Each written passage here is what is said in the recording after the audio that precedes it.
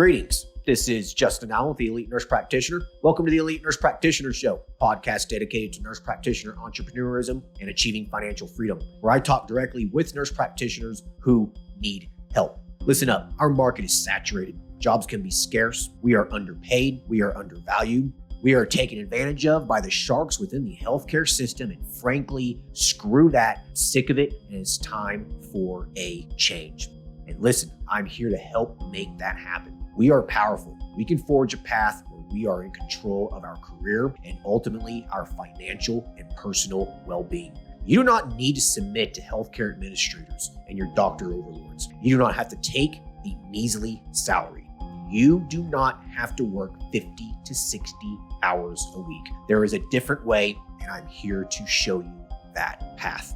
This podcast is raw and unfiltered. I have not talked to the nurse practitioners in this podcast prior to the call outside of an email exchange to schedule the episode. What you're about to listen to is a consultation session between a nurse practitioner and myself. It is real, it is unscripted, it is unplanned, and I have no idea what we're going to talk about. Anything and everything can happen during our conversation. The nurse practitioners in these episodes are struggling with an issue in their professional or financial life, and they have reached out to me for help. My goal is to help the nurse practitioner with actionable advice that will enhance and improve their professional, business, and financial life. My other goal is to hopefully help my nurse practitioner sisters and brothers build a more productive, powerful, and free life. So I hope the content and information within these podcast episodes does just that.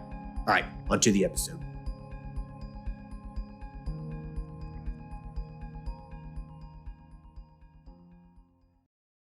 Hello, everyone. Today we'll be talking to Nico, who is a family nurse practitioner. Currently, he is working as a 1099 contractor for 2 mental health clinics and is also focusing on integrative mental health. He is wanting to start his own wellness clinic, focusing on hormone replacement therapy, but doing this with an integrative mental wellness twist. He's needing help getting this clinic started from the ground floor and is looking for practical advice on how to get started. Hey, Nico, how are you? Hey, good, Justin. How are you, man? I'm doing good, man. Thanks for hopping on here. It's a pleasure to talk to you. I know that you helped me with the functional medicine course. You helped us with kind of the integrative mental health aspects of it. So it's good to talk to you again.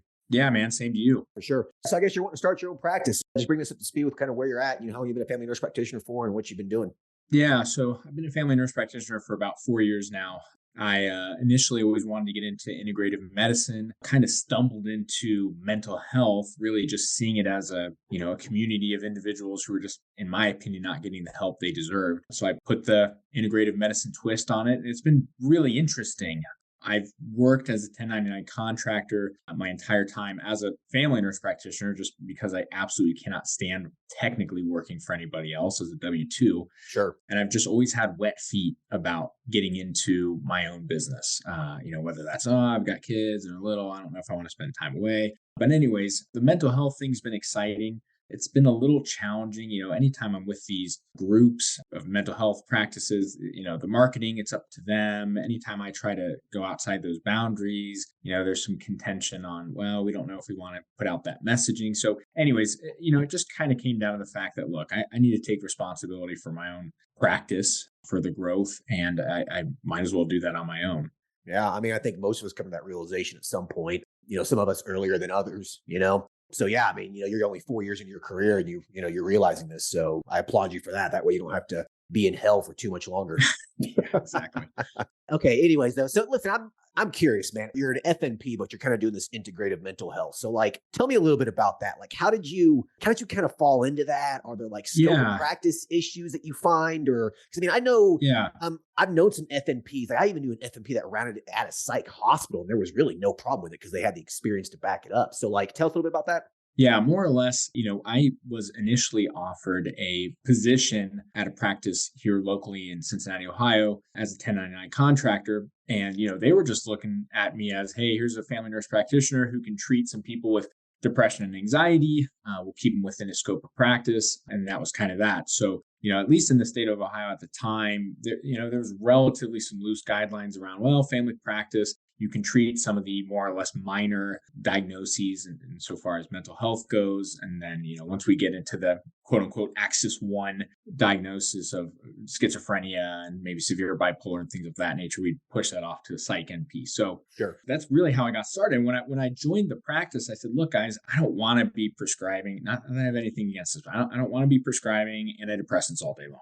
at the end of the day, it makes me feel kind of like a pill mill. I love integrative medicine. I'd love to kind of see if I can apply this towards mental health, to which I think they just kind of shook their head and said, okay, go for it. And so I got that started. It's a difficult thing, man, trying to get people to recognize the nuances of pathophysiology behind depression and anxiety, looking past just, oh, it's a serotonin problem. So, it's a lot of education, a lot of education, getting people to buy into what you're saying, and then giving them some really good results. So I'll tell you, it's been fruitful. The patients who I have, they love it.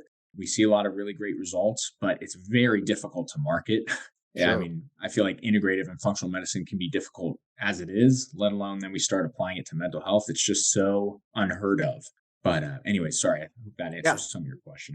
No. It does. It does. And FNP can treat basic mental health needs, anxiety, depression. I mean, that falls within the family medicine scope, That's it right. does. But, I agree with you. Bipolarism, all this kind of stuff really needs to be sent off to our psych colleagues. Right. And I don't think that you're going to be doing integrative approaches for someone with schizophrenia anyways. Yeah, it's difficult, right? Right. What's funny, Justin, at the end of the day, I'm getting these people in the door, I'm educating them, and then we do some blood work and things of that nature. And, you'd be shocked at how many of these people are diagnosed with quote unquote major depressive disorder. And lo and behold, they have raging Hashimoto's disease. Oh, right. And we fix their thyroid, and 3 months later, they're out the door. So it's pretty amazing how much of this is right, just kind of, or low testosterone, as you're familiar with, right? Yeah. The amount of guys that are diagnosed with, oh yeah, you have major depressive disorder, lo and behold, their testosterone is just completely zonked. Dude, I've had so many patients who have been on, Cymbalta and Effexor and all these psych meds, and they come in and their testosterone is just, bottomed out 200, 250 or whatever. They're 30 years old. It's completely not normal. We start them on testosterone replacement therapy, and they get off their psych meds. And I've had these patients for multiple years, and for 3 or 4 years, they're not on psych meds. They got off the psych meds years ago, and they're like, I don't need it anymore. Like the problem Right. was their testosterone. Like that was the underlying issue. Right. Right. Exactly. And this segues perfectly into what I'm kind of looking at getting into was, all of a sudden I'm seeing all these guys and the exact same problems you're stating. And I'm starting to now send them off to whomever to get their testosterone replacement therapy done. And these guys are doing a terrible job, locally speaking. No one does a hormone replacement therapy in a very effective way. Let's put it that way. Sure. So, so then I said, well, shoot, I'll just start doing it. So I started kind of doing it for a few patients here and there. And then I said, you know what, this is crazy. I should just strike out on my own and combine all this somehow. Yeah. Because at least in my opinion, most of the guys, especially who have been treated, you start testosterone replacement therapy, and my gosh, in at least a few weeks, you're starting to really recognize the power of, hormone optimization. And so anyways, it just led me to this aha moment of like, okay, man, you got to get out there and do your thing. Yeah. No, 100%. Yeah, for sure. And if there's really no one doing this in your area, then, I think you got a pretty, you got some pretty good market share here. So yeah, I like the idea, man. Integrative mental health, put a little functional medicine in here, a little integrative medicine in here, some traditional medicine, yeah. So no, I love the idea, man. I think it's unique. I think it's a super solid niche. I like it. So I guess you're just in the startup phase here. You haven't really done much at all, or tell me kind of what's going on. I've done quite a lot. It's kind of ironic. I got my thumb nearly bitten off by a pit bull about a year ago when I was actually going to start this business. So, anyways, we're finally finishing the settlement. I'm finally getting some money back that I'd scored away to start this business. So, right now I'm looking at properties. I've got some compounding pharmacies down. Everything's kind of just ready to rock and roll. One of the things I'm having trouble with initially is properties. Not a bad way necessarily, but I'm looking at a property that's like, $500. It's a 10 by 10 exam room, nothing special. It's got a shared waiting room, and this guy wants to charge me $500 a month. So pretty dang cheap. And then, of course, the downside is, there's no road signage.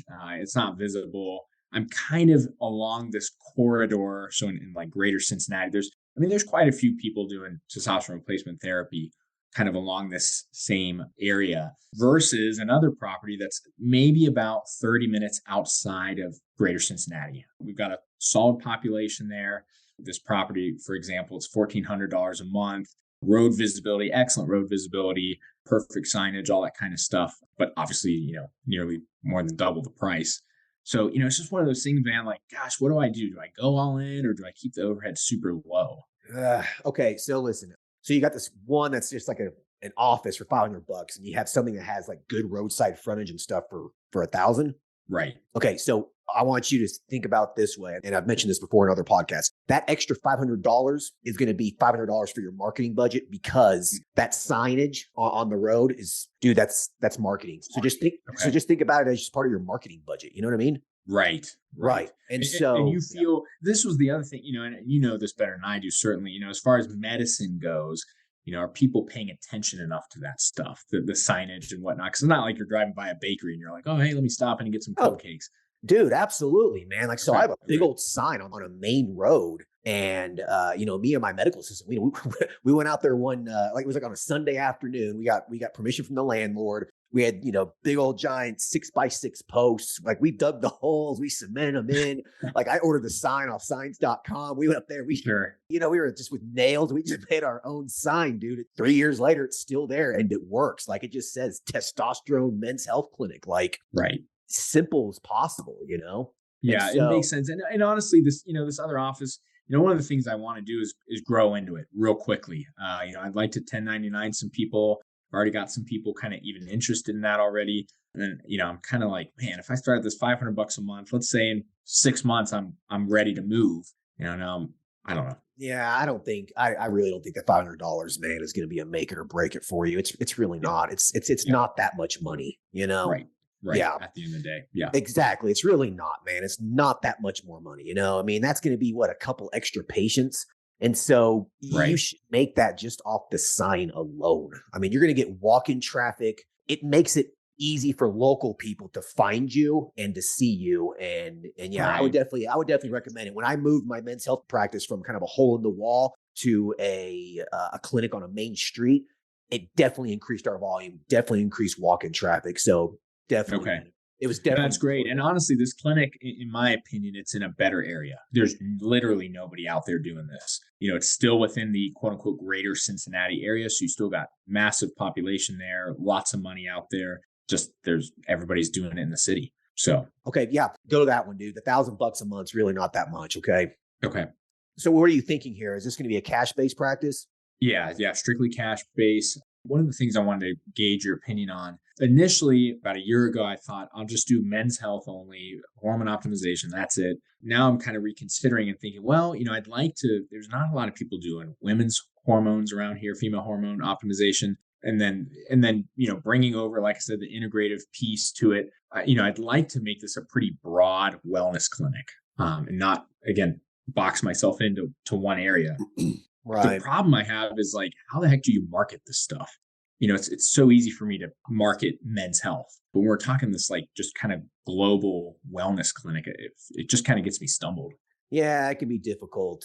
This is what's called doing lots of split testing and testing multiple different kinds of ads. First off, I think it's easier to have a little bit more of a focused niche at first Yeah. and then expand into other services and whatnot. And so you know how to do this integrative mental health, right?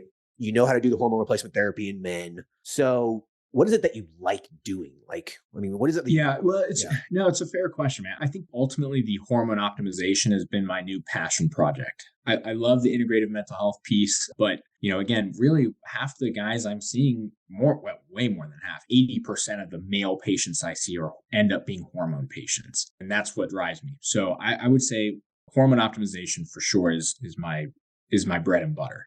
Okay. So if you want to do the, integrative mental health as well, then I would say keep that, but you're gonna have to just do some testing on it and kind of see how it goes. I mean, there's nothing wrong with having a page on your website that talks about integrative mental health, you know. Right. Yeah, I There's figured that stuff can just segue, right? exactly, man. It's not that Patients big. are interested in it. Here we go. Yeah. Exactly. Yeah. Yeah. Justin, one of the things I really want to make sure I'm getting into is membership models. So right now, as a 1099, it's all fee for service, and I can't stand it. I loved your idea behind the men's health practice. It seems really straightforward. Initially, I'm envisioning a men's health practice where it's not guys come in, get their injections, go home. It's, take home everything, take home needles, syringes, take home your testosterone cream or vials, kind of make it a more premier monthly price. I mean, based off your course, I think you had said something like, well, if you're doing take home, it should be no less than 200, maybe 200 to 800. Is that right? Yeah. If you're going to give them like 3, 4 months in advance, like you're Right. giving them a very large amount at one time. Yeah. They need to make sure they pay up front for that. So more or less, it's not necessarily a quote unquote monthly membership, but more like a quarterly, right? So how you set it up is, you have a monthly subscription, right? Right. Just for simplistic purposes, let's just call it $150 a month. That includes the visits and the testosterone and whatever.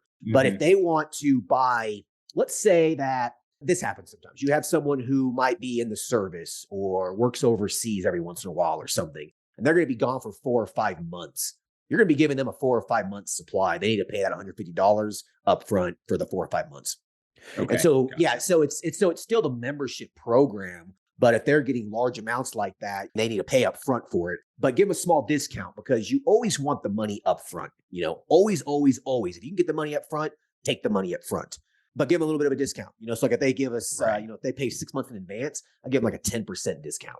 I have Yeah. some Okay. guys who will pay for the entire year, like 12 months in advance, and I'll give them like a 15, 20% discount for that. You know? Okay. And Yeah. do you find, like, let's say you have someone on a literal month to month membership payment.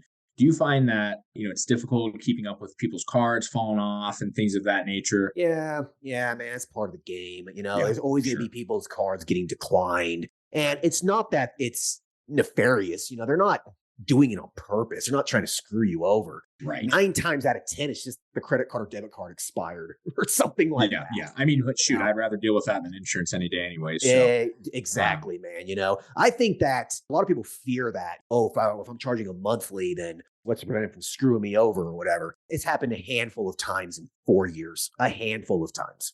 You yeah. know? Okay. Okay. Yeah. So in the Midwest, at least around my area, I would say the most quote unquote premier guy doing hormone optimization, I think he's charging about $175 a month.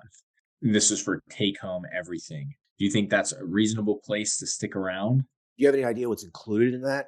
That's, I think it's like 4 office visits a year, needles and syringes. I think I want to say he includes maybe 3 blood work, lab orders, essentially. I think that was about it. But it includes the testosterone too. Oh, sorry. Yes, correct. Yeah, yeah, Medication yeah, yeah. included. Right, right, gotcha. 175. You figure if you're drawing blood work every 3 times a year, if you use Access Medical Labs and our, just kind of follow up lab panel, I think it's like $100, something like that. Right. So, Right. it's not that much. So, you got to factor that up. That's going to cost you between $300 and $400 a year. So call it, $35 a month for labs, right? So Mhm. I charge right now, we just increased our price to like 140 a month just because inflation and just the cost Yeah, of everything, sure. right? So if you add the other $35 a month to it, that's 175. And then, yeah, you could include labs with it as well if you wanted to. But in my opinion, give the guys the option if they want to use their insurance or not for the labs. So, a lot of these Okay. people, a lot of patients, men and women, they got good insurance. They're a teacher or a cop or whatever. Man, let them use their insurance every once in a while for stuff, Right. So you saves do them give money. them options Yeah. Now, on the labs. Okay. yeah, I don't include labs in my monthly subscription. Some Okay. clinics do, and it works. Okay. Yeah. I'm not saying that's a bad thing. It does work. I personally don't do it because I live in a little bit more of a lower cost of living area. There are people with money, of course, but there's also people who are, very middle class people. And so I allow them to use their insurance for labs if they want to. And I'll tell you, man, off the top of my head, I'm going to say 70% of people use their insurance for the lab work. Yeah, yeah. Well, and that's exactly what I do. All my patients in my 1099 position, it's all through insurance. And I get it. I mean, I want to do the same thing or at Right. least have the option to. So, It saves them a few $100 a year, $400 or $500 a right. year. That's a lot of money to some people. Yeah, exactly. Yeah, it's that fine line, man. I'm trying to not make people feel like they're being nickel and dimed to Right. death, which Right. is where I like the monthly membership, but then also making people feel like, boy, that, every time I see that $200 for $175 go out every month, it's worth it. It's worth it. Um, Right. And so I think that anyone listening to this, it doesn't matter if it's men's health, women's health, weight loss, whatever, if you can get that profit margin, to what you're making, you want it in between that at minimum of $100 a month profit, minimum. mhm. Okay. But if you can get up to more of the 120, 130 amount, monthly profit, then you can adjust your prices from there. You know what I mean? With hormone replacement therapy, men or women, that number is about $130 a month, and you're making about $100 profit because it only costs you $30 or something like that a month for this stuff. It's not expensive. Right. And you're saying per patient, Justin, right? Per patient, correct. Yeah. Okay. Yeah. It's up to you. It's how greedy you want to get, basically.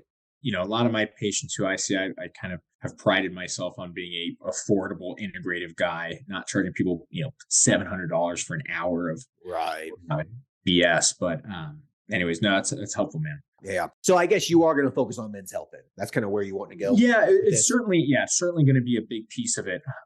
Again, really, to be honest with you, I only know this because I live it every day. There's nobody out here doing a good job of female hormone replacement therapy. So that's 100% something I'm planning on getting into. Okay. So then, and then having a similar membership, of course. Okay. So just, so I can understand here, you're going to definitely do men's and women's HRT. Mm-hmm. And you do want to throw in some of the integrative mental health as well. Yeah, that's exactly it. So then I think that this should just be more or less an integrative HRT practice. I mean, I would leave it at that. Starting off right here, I don't think I would include weight loss and IV nutrients. Like, I don't think I would do any of that right now. I mean, you could do like some, vitamin injections, because I mean, that's right. Integrative in nature, right? But I wouldn't go full blown IV clinic and that kind of stuff. So I would keep this very, very focused on just those things right there. An integrative hormone replacement therapy clinic. And, we also specialize in treating mental health from the root cause. And I think that if you do those two things, I think that it'll be interesting to see which service lines really grow and which ones just kind of stay stay flat.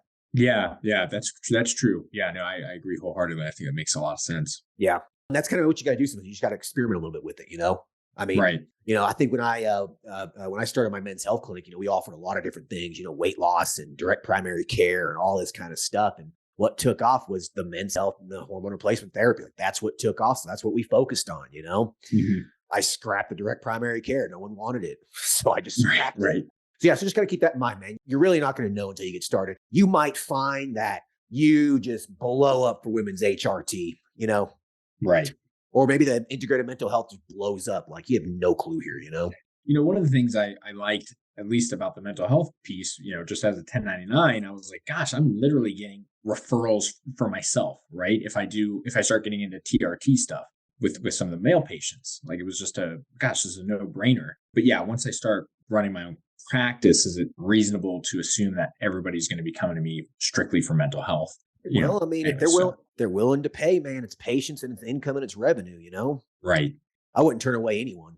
Mm-hmm. No, definitely not. Yeah. Every dollar, during this initial startup phase is critical. So, Yeah, give the people what they want, right? Exactly, man. I like the idea. I think an integrative HRT practice, I think you should name it something like that, make sure hormone replacement therapy is in the name.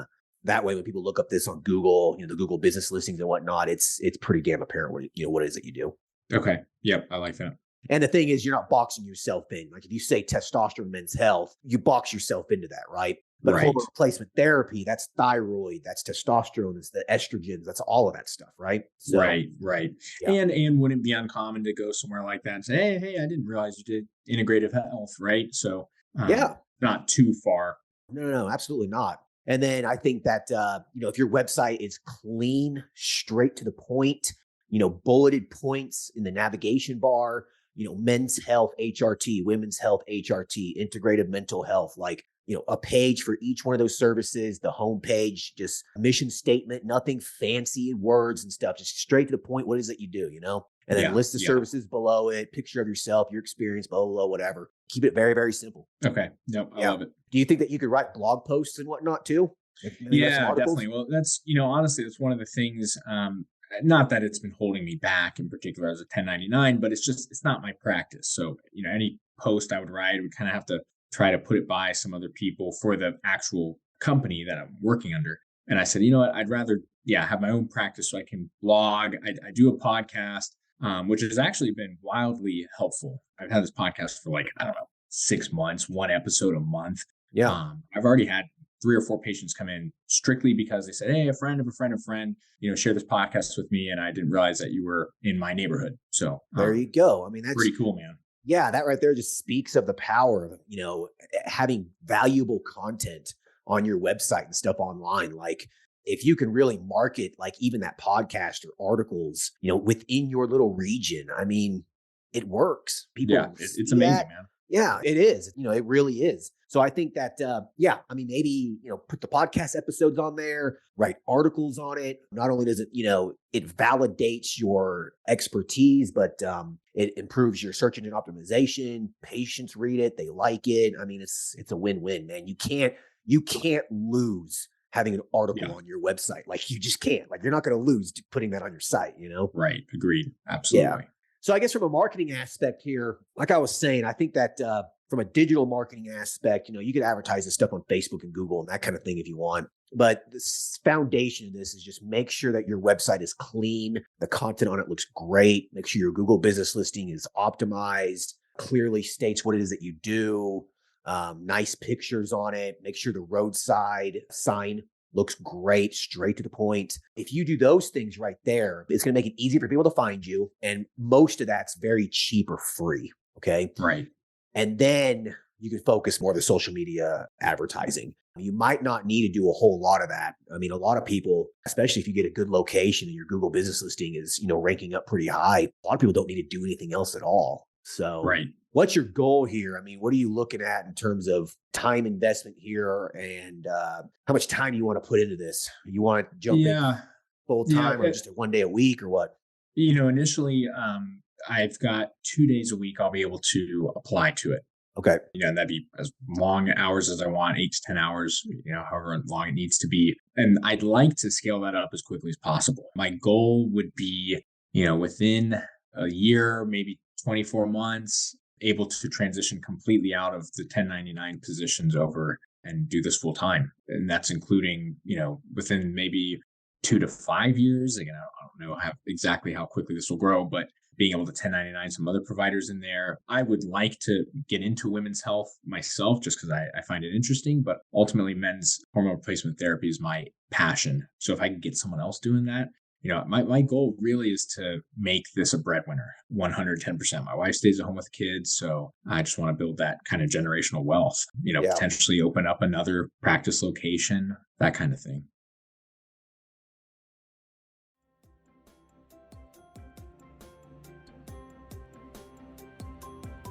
All right. I hope everyone's enjoying the episode so far. I just wanted to take a quick break to thank everyone listening and also give a big thank you to all of my social media followers and email subscribers. If you haven't done so yet, please subscribe to our email list at www.elitenp.com and make sure to follow us on Facebook, Instagram, and LinkedIn. Email subscribers will receive updates on new weekly podcast episodes, multiple weekly articles we publish, new courses, and everything else related to helping you succeed. Remember, all elite nurse practitioner courses are designed to help you build a niche practice, increase your financial strength, and to break free from the rat race. If I can break free and then other countless nurse practitioners can break free, then so can you. Additionally, please share this podcast with your other nurse practitioner sisters and brothers out there. The more NPs that venture out on their own, the stronger our profession will become. Now, let's get back to the episode. I got you. So if that's your goal, okay, so you got 2 days a week that you can focus on this. You're still maintaining your job. So you still got money coming in. From a financial standpoint, you should be okay, right? Yeah, absolutely. I'll have Yeah. money coming in. Like I said, I'm going through this settlement, which will give me my money back that I'd saved and then some, which is kind of nice. So I'll be in a good position. Yeah. Invest that money in your business, man. You can't, the return on investment's superior than anything else you could do. So yeah, I mean, you've highlighted that a lot for me, man. I literally saw this settlement coming through and I thought, man, what a stupid opportunity. I could sit on this on my bank account for the rest of my life and, probably lose it all in 5 years or take 5 or 10 grand, start a company that makes 10x. Dude, absolutely. Like even with CD rates right now being 4.5%, like it doesn't mean shit unless you have millions of dollars. You know what I mean? It's Right. it's nothing, Yeah. Chump change. It's chump change. So like if you can put 10, 20,000 bucks into your business, the return on that is just, it's exponential. I mean, you could turn $10,000, $20,000 into hundreds of thousands. Like, you're not going to find that kind of return on anything else. Yeah. So, Well, that's, I've probably got, I'll talk real numbers here. I've probably got close to like, 40 or 50 grand, and I'm just kind of holding on for the business, so, dude, oh initial man. startup costs, I'm like, I want to put in, at least 5 to 10, and then everything else is just rent and marketing. Yep. It's That's there what just in case. Yeah. Exactly. Yeah. But I Right. really, Right. I mean, I don't, I'm not in one of those guys who's like, well, I can grow this slowly. I'm not in any hurry. I really would like to get this, really Okay. off and running. Okay. I mean, that changes it, a lot of people that come on this podcast, a lot of people that I talk to, they just want this little side hustle, just a couple days a week, slowly grow it over 3 to 6 months, or even a year, make an extra 5, 10,000 bucks a month, just a nice side Right. hustle, right? Which Sure. there's Sure. nothing wrong with that at all, right? No, But no. yeah, but like in your case though, if you want to scale this quick, then you have the money for it. You got a good buffer. You have a solid 1099 job that's bringing you income. So you're in a really, really good position here. It sounds like there's some pretty good market share in your area. So you have a lot of things going for you from what I'm hearing, but I think you need to focus really heavy on marketing. And if you're wanting this to be something that's going to bring you a partially passive income stream, then I think that you might want to maybe start looking into hiring another NP or someone that, like you said, that can maybe start doing some of the female stuff. Yeah. Um, I had heard you mention, like, I don't know, when you're, booking like 3 to 4 weeks out, consider getting a 1099 yeah. on. Let's say I'm just doing men's health stuff and I've got all these female patients or even a handful of them interested. Is it worth bringing on a 1099 at that point I think it's, versus being booked out too far you in know, advance? yeah, 3 weeks or so, it's time to probably bring on someone else, or you start cutting back at your job so you can dedicate more time to the business, right? Right. So instead of, working 4 days a week at your 1099, you work 3 days instead. So you can put one more day into your business. Then you don't need to hire anybody. It's ultimately what you want to do with your time. Right, right. You know, And I guess, one of the things I've been really tripped up on, I know you've just recently talked about some of the stuff, at least the podcast that I've listened to, is getting an assistant, whether it's a medical assistant or office manager or whatever. I'm assuming that should be my first hire, quote unquote, versus so 1099. absolutely, for sure. Listen, I mean, you have 2 days a week to focus on this. Female Yeah. HRT is a subject in itself. It's not terribly difficult. It's fairly easy to learn if you understand the principles, contraindications, all this kind of stuff. Get people, get them through the door, start learning, monitoring and that kind of thing. But you definitely need the assistant though. So my advice would be, you as the business owner and the provider here, if it was me, I would probably focus almost on all of it myself from a clinical standpoint. Okay. Focus on all of it yourself. Understand what it is that you're doing. Start documenting kind of the procedures on how you like things done, how often you want lab work done, and this kind of thing. Yeah, like I have a procedure manual for my men's health clinic that I've written over. It took me over 2 to 3 years to write this thing. Like, you can't have one of these just from the get-go. Like, this is done through experience on how you like things done, right? And it Right. outlines for the nurse practitioners that I hire how often I want lab work done, et cetera, right? Yep. So yeah, so you as the provider, you as the business owner, start kind of writing these things on how you like things done. And then 6 to 12 months from now, those 2 days a week that you're working, you are just booked up full. You're seeing 20 patients a week. Then at that point, you can tell yourself, do I need to hire someone else? Or do I need to give up time from my other job to focus in on this? But the whole point of this is that I think you can do the clinical aspects of it yourself at first, but you're not going to be able to do the busy bullshit stuff on top of all that. That's why you're going to need that. That's why you're going to need that assistant answering the phones, taking payments, scheduling patients, that kind of thing. Yeah. Well, I felt the power of having a good administrator on board is like, oh my gosh, even my 1099 gig, we had a not so great administrator and then a really good administrator, and it just blew up my, bookings, so to speak. Yeah. Oh, dude, for sure. Like, I mean, they are critically important. Like, if you need someone who can answer the phone, who has a good voice, good customer service, they understand what it is that you're doing, because that's the first point of contact. Mm-hmm. And if the patient calls and someone's being, a jerk, they're being mean, they're just off-putting, you've lost that patient forever. So you think if I get to say like 2 full days a week, obviously I can take on more as a clinical provider at that point, would it be worth looking into then getting an assistant in Um, or well, wait a little longer?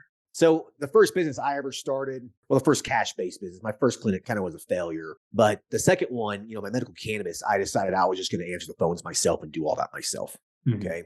And it was fine. I mean, it worked. My phone was just like any day during the week. It didn't matter if I was working at the urgent care, picking up a shift from the ER, if I had the day off and I wanted to play golf or whatever, that phone rang, I answered it.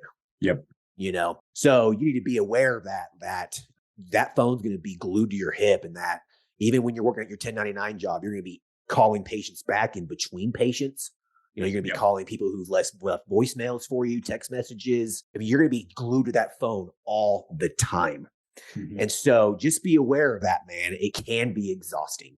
Other people that have done it, it becomes exhausting, man. Like you're answering the phone all the time. You're scheduling the patients. Like you're doing Yeah. all of that. You know what I mean? Yep. So my recommendation would be do it yourself for a few weeks to a month. See how you're feeling about it, how things are going. But once you start getting to the point where you're pulling your hair out and you're just like, God, this just sucks. You really need to get an assistant on board. I knew my men's health clinic was going to do well. I just had a good feeling about it. There was no one else doing it in my area. And so, I knew it was going to do okay. So I hired a medical assistant right from the get-go with that because I knew that I couldn't be answering the phones for my medical cannabis clinic and my men's health clinic at the same time. I mean, I couldn't do that, So I hired my medical assistant right from the get-go. And, he basically started answering the phones from day one. That's So, awesome. yeah. And now I have, 4 medical assistants working for me now. Like I never answer that phone. I delete the app off my phone. I don't want it on my phone anymore. Yeah. Right.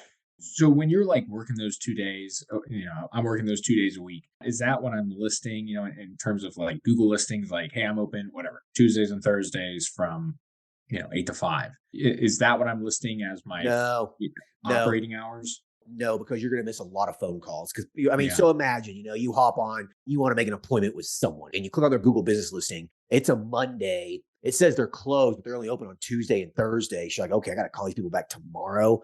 You're probably just Yeah. looking for someone else. So it really needs to say Monday through Friday, 8 to 5 or whatever. Like my medical cannabis clinic, the hours on our Google business listing is Monday through Friday, 8 to 5. But I mean, Yeah. there's no one there. Yeah. I mean, Yeah. right. Yeah. So you're just, when a patient calls, you're just saying, hey, I'm available on Tuesdays and Wednesdays or whatever. Correct. You're just like, yeah, well, I can get you scheduled on Tuesday or this Right. Thursday. Oh, that doesn't Okay. work. Well, I can get you scheduled next Tuesday or Thursday. Like these are the times available. Like people will Okay. make it work Okay. Yeah. But in terms of, the phone and everything, it should be on all the time. all the time. Correct. Right. But I would be pretty strict about it.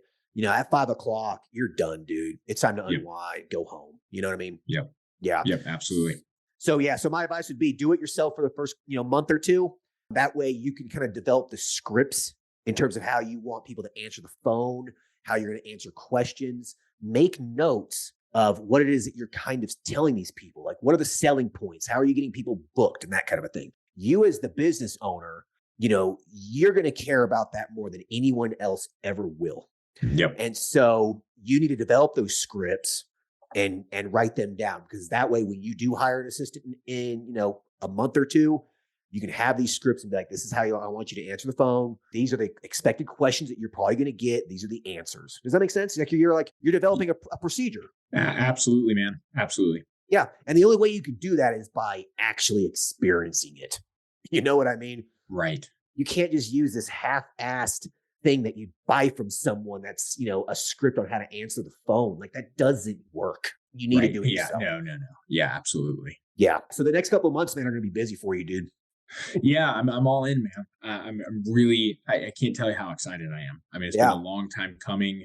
Honestly, I look at it and I'm like, gosh, if I'm blessed to have a wife that likes to stay home with the girls and wants to stay home with them, and I'm like, God, I need to start making some more money. And Sure. even the 1099 route, you're just beating a dead horse. I mean, like you said, the taxes and stuff that you can get away with, Right. being self-employed and all that stuff. So, anyways, I have you to thank for it, man. No. Like, Justin's doing it, I can do it. Yeah, dude, if I can do it, anyone can do it. Seriously. There's nothing special about me. Like if I can do it, seriously, anyone can. Like, Yeah, no, it's encouraging, really. yeah. Listen, man, you got the money, you got a good plan, you have the experience, you know what you're doing, you sound extremely competent. I mean, there's really nothing holding you back here. Like, get going. You can have this thing started in a month. Yep. Looking forward to it, man. Yeah. So, any other questions or anything? I had one more about peptides.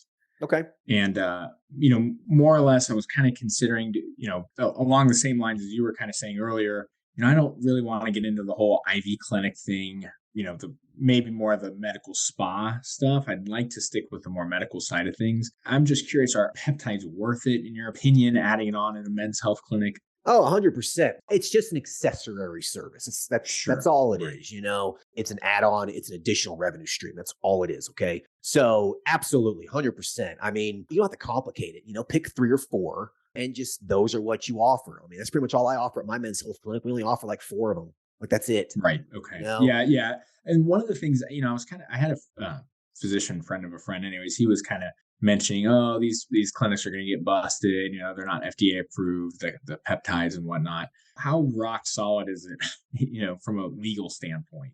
Dude, you can prescribe stuff off label. There's nothing Right. illegal against that. I mean, I wouldn't be Right. prescribing oxycodone for Yeah. anxiety. Like, I wouldn't be doing that. But you can Right. prescribe these things off label. You can do things that aren't FDA approved. As Right. long as the patient is aware of it, they understand the risks, they understand the benefits, they understand that it is not FDA approved, and they sign a consent form. There's nothing preventing you from doing that. I mean, Right. And I think your consent forms are pretty they're thorough in that regards. Yeah, they're pretty solid, man. If you have them sign that, the patient understands. I mean, dude, any vitamin that you buy over the counter, none of that's FDA approved. None of it Right. is. Right. You know, Yeah. like even omega-3 fish oil that I take every single day. You look at the back of the bottle, it says this is not an FDA approved treatment, blah, blah, blah, blah, blah. Well, you know what? It might Right. not be FDA approved, but I'll tell you what, my HDL is 95. So I'm just going to Right. Right. Right. I'll take it. Yeah. No, no, keep I agree. I agree. Yeah, It was one of the few things I was like, I think this could go, it seems like it would just go hand in hand, right? absolutely. It goes hand in hand, but don't worry about it. I really wouldn't worry about it. Sure. Yeah. I mean, You I, know? I see all these giant clinics doing it. I'm like, these guys wouldn't take that big of a risk. It can't be that big of a deal. Correct. Exactly. It's not that big of a deal, man. You're not, the FDA doesn't care about a peptide or an off label treatment. Like, dude, they got much bigger things to worry about, like Right. Right. proving new drugs and this kind of stuff. Yeah. Yeah, I don't think I would worry about it. Like, I feel Okay. like when I first got started, I had a little bit of some anxieties over it as well. And I don't even think about it anymore. Yeah. Well, that's encouraging. And then malpractice wise, it looks like maybe around 4 to 5 grand a year Yep. for like a HRT clinic. Does that sound about right? Yeah, man, that's about the going rate. Yeah. Prices of malpractice have increased a lot in the last like year and a half, almost doubling. Yeah, it's kind of insane. It's just, these corporations are just price gouging us because, inflation. They just can, right? So yeah, man, you're gonna spend 4 or 5 thousand bucks. Just write it off. It is what it is. Okay. Okay. Yeah, yeah. Your tax course mentions a lot of that stuff, correct? In terms of write-offs and things of that nature. Oh yeah.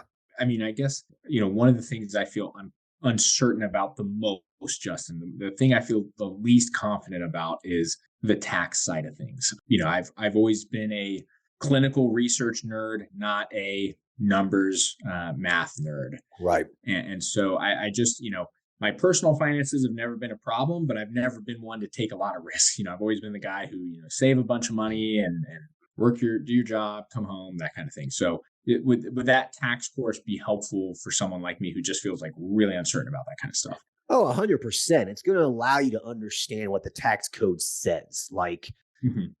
you might be thinking like, oh, I can't write that off, when in fact it's completely legal to write that off. It's your right Yeah. as a United States citizen to write that off. If the congressman who passed those laws can do it, so can you. Okay. Yeah. Yeah. It's just right. It's just being aware of it. And a lot of people don't think that they're entitled to that. They think that it's illegal or it's shady to be writing off certain things or doing certain things. Like, it's totally your legal right to do it. It wouldn't be in the Yeah. tax code if it wasn't. The thing is, though, it's just getting over that anxiety and making sure that you have a CPA who's on board with it as well. Um, That's been the hardest part. And this is where, for me, it's like, okay, if I'm going to take ownership of my own job and personal finance and stuff, I better take ownership of the tax stuff too, because I've had CPAs who they tell me one answer and it's probably like going to any other healthcare provider, they give you some standard quote on, oh, you can't write that off. And then I look at the laws and I'm like, I don't know. It sounds like I can. right. Okay. I don't know. I guess some CPAs just are Eh, fancy about that. It's like, okay, dude, it's the same thing as going to a lawyer. If you go to 5 to 6 different lawyers for one thing, they're going to give you 5 to 6 different opinions, sometimes completely conflicting the other's opinion. Like, you know what I mean? What these people say is not the 100% truth. It's not. So you can go to 3 different CPAs and get 3 different interpretations of the tax code. Same thing with the law. Same thing with even medicine too. So they are professionals. They are humans. A lot of this stuff is open for interpretation. And so, yeah, you got to shop around for CPAs. You have to find one that's aligned with what it is that you want. If you are a very, very conservative person, you don't want to write off anything. You don't want to risk having to debate with the IRS over an audit. Like you don't want to take any chances whatsoever. Find a very conservative CPA that doesn't even want to do help you writing off your cell phone or gas or, filing an S corp and paying yourself a reasonable salary and avoiding employment taxes. Like find yourself a super conservative CPA and go ahead and get raped on taxes. That's up to you. But if you're willing to take a little bit of a risk and be aggressive with it, find an aggressive CPA that knows how to do it. You're not evading taxes. You're deducting it from a legal standpoint. It's your right as a United States citizen to do that based off tax code. And sometimes how that's interpreted is gray. I mean, if you talk to a lot of tax attorneys, they'll tell you to be aggressive with it. So yeah. Well, no, I mean, that helps you feel better. And does that tax course also go into like the LLC versus S corp stuff? Yeah, it does. That's one of the other things. I'm like, I've heard you mention that stuff in the past, and it's another area I'm still boning up on quite a bit. Well, it sounds like your clinic's probably going to be profitable, just from what you're telling me. So if I was you, form the LLC and then do the S corp election with the IRS. Just go ahead and do it now. Okay. Yeah. Exactly. Just get it over with. It's a 1-page form you fill out and you mail the IRS. There's nothing to it. Okay. Okay. Yeah. So if you go to the Elite MP website, click on all articles, just type in S-corp in the search bar. There's a couple articles on it. So just read those. I think there's even a link to the IRS page for the form you got to fill out. So you could do that. You got your CPA do it for you. So okay. Awesome. No, that's easy. Yep. Any other questions? Man, that's all for me, dude. Cool, man. We'd like to end the episode with you asking me, like a personal question or any questions you've ever had for me. Do you have any questions? Man, I'm just asking you, how's it being the Elite MP with a little family now? Yeah, man. Having a son has definitely changed things. There's no question about that. I find myself in the mornings. So like before, I would get up, I'd make my coffee, I'd get in front of my computer, answer emails, maybe write an article. Like I usually like to be extremely productive first thing in the morning, just because my mind's fresh and I can just get some stuff done, right? But now I'm finding that that's not going to work. That's not happening now. There's no way. Like, you know what I mean? It's like instead I'm finding myself focusing on my son more and a lot of the other stuff just kind of melts away in my mind, like I don't worry about it anymore. I'm like, what, that can wait a few hours. It's definitely, it's changing my priorities, but I think that's a good thing, right? No, I mean, you're in a good position for it, man. I'm happy for you. I'm proud of you. It's amazing what you've accomplished. And I hope to be in the same position as you are in just a couple of years, man.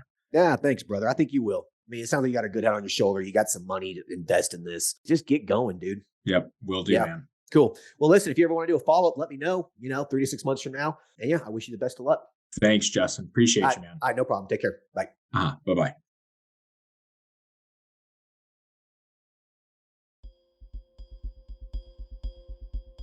All right. I hope everyone enjoyed the episode with Nico. Nico's got a solid plan. I like his idea. HRT, men and women, doing some integrative mental health into it. Like, I like the idea. He's using his skills that he has and putting some new skills and some new education into it to create this integrative practice. I think it's a good idea. He's got the money. He's got a plan. He's ready to take action. He just needs to do it. All right. And I think that there's a couple points here. If you have a location that's $500 a month, but a better one for $1,000, go with the better one. Especially if you can get a sign out on a main road. Now, you don't need to do that, okay? You don't have to do that when you first get started, okay? My practices did not do that, and I still did okay. But if you can, and it's just an extra $500 a month, just consider that as more of your marketing budget. So if you can get a good location, and also be thinking ahead a little bit. He's thinking ahead here. He's thinking that, do I need an assistant now? You don't need an employee right from the get-go. But be aware that you might need someone to answer the phones for you at some point. And usually when you start getting busy, that point's going to be a couple months into it, all right? So as you're answering the phone yourself, you're doing everything yourself during the startup process, or even if you have a practice right now and you already have employees, be thinking about those procedures. Write down what it is that you are doing. So that way, then someone can read that and duplicate that. That's all a procedure is. All right, hope everyone enjoyed this episode. Talk to you guys later. Thanks, bye. Thank you for listening to the show. Quick legal disclaimer. The content of this podcast is meant for informational and entertainment purposes only and should not be used as legal, financial, medical, regulatory, or practice-specific advice. For information pertaining to your specific legal, financial, medical, or practice-specific needs, please be sure to consult with your lawyer, CPA, medical director, and/or your state's practice laws and the most up-to-date clinical guidelines. As always, do your due diligence when it comes to any information found online and in podcast. The content in this podcast is copyrighted by Galaxy Medical Southwest 2023 and cannot be duplicated, rebroadcasted, or reproduced without our written permission.